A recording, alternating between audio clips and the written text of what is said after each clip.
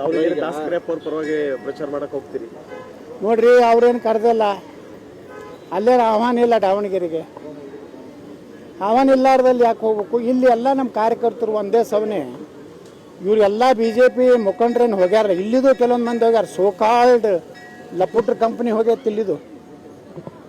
ಬಿಜಾಪುರ್ನಾಗ ಇಲ್ಲ, ಬಿಜಾಪುರ್ನಾಗ ಮುಸ್ರಿಫ್ನ ಇಲೆಕ್ಷನ್ ಮಾಡಿದ ನನ್ನ ಮಕ್ಕಳು ಇವತ್ತು ಬಾಗಲಕೋಟೆಯಾಗ ಹೋಗಿ ಬಿಳಿಗಡ್ಡ ಬಿಟ್ಕೊಂಡು ವಿಜೇಂದ್ರ ಜೋಡ ಅಡ್ಡಾಡಿದ್ರ ಇಲ್ಲೇನು ಮಾಡ್ಯಾರ ಅವರು ಹಗಲು ರಾತ್ರಿ?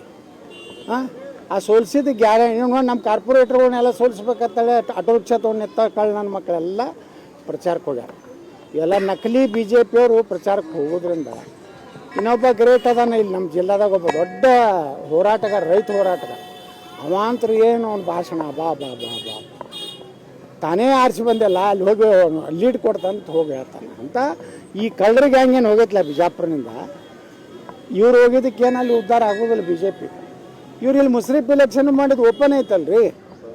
ಮುಸ್ರಿಫಿನ ಜೋಡ ಊಟ ಮಾಡಿದ್ದು, ಅವನ ಜೋಡ ಹೋಟೆಲ್ ಉದ್ಘಾಟನೆದಾಗ ಯಾರ್ಯಾರು ರಾಮನವಮಿ ಮಾಡೋ ಕಂಪ್ನಿ ಎಲ್ಲ ಮುಸ್ರಿಫ್ ಜೋಡನೆ ಕೂತು ತಿಂತಾರಲ್ಲ ಮಕ್ಕಳು, ನನಗೆ ಹೇಳ್ತಾರಲ್ಲ. ಇವರೆಲ್ಲರೂ ಅಲ್ಲಿ ಹೋಗಿನೂ ಚರಂತಿ ಮಾಡ್ತಾರೆ, ಸೋಲ್ಸಲಕ್ಕೆ ಹೋಗಿರ್ತಾರೆ ಅವ್ರು.